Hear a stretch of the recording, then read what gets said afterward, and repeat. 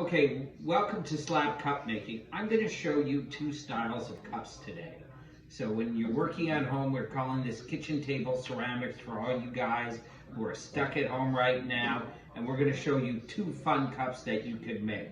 So you're going to need a couple things. You're going to need some clay. We're going to roll out a nice size slab. The slab is about 18 inches by about 10 inches. And that'll make two nice cups in two different directions.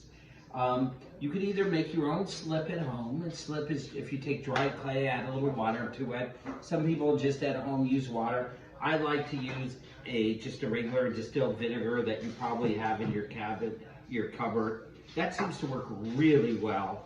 Some people don't like the smell, but if you can live with the smell, it burns the clay together. It's wonderful for sticking clay together. Right now I'm working on canvas boards.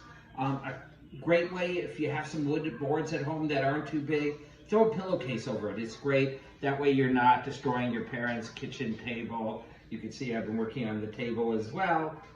It all cleans up. Just be careful. Lay down a towel or something, or a tablecloth, something that you're not going to hurt the table with. So I've rolled out a slab. You want to let it set up to leather hard. You don't need any fancy rulers, especially if you have a nice square, if you find something, a book, anything that's got a good hard edge. This has a nice hard edge. And I'm going to start by putting it over the corner here. And I'm going to take my needle tool and I'm just going to cut this and cut a nice line in it. So we're going to cut straight. Leather hard means that the clay is about the consistency of a piece of leather. It should not be super soft and it should be not super strong. It should move like leather. I should be able to fold it, bend it, kind of keep it moving. It should want to hold. This is on the drier side of leather hard. If it's been sitting too long, you can just soften it up with a little water. I have your standard spray bottle here, and I'm just gonna let it kind of spray it down and it'll soften back up a little bit. You don't want to let it get too dry. Sometimes it dries a little more than you want depending on what you're doing. And then I'm going to put it over the second corner here and make another nice cut.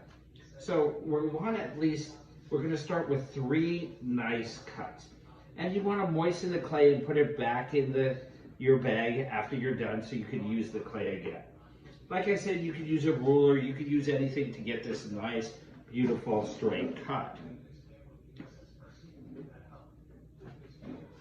The slab should roughly be, and I'm going to hold up the slab, about 1/4 of an inch for beginners. As you get more advanced, you could go a little thinner and be a little more delicate with your cups. Once again, the drier it is, the easier it is to fold it up to a certain point where you get too dry and it won't want to work on you and work with you anymore. So I'm going to take a ruler and I'm going to go with a 6-inch. 6-inch, remember, we're using high fire stoneware, so it's going to shrink a little more than you realize. Anything that's straight, this is a paint stir stick. Find the 2 lines and I'm going to cut straight across.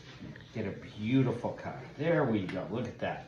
So I've cut this into, we've done 1, 2, 3 cuts. You don't want to do the 3rd cut. So we have our basic slab and it's at a beautiful consistency. Now, if you wanted to, before you did this, you could have texturized your piece with either like a sink mat that has a great texture on it, stencils, put your pattern on, roll leaves into it, have fun. I'm just going to do a basic one.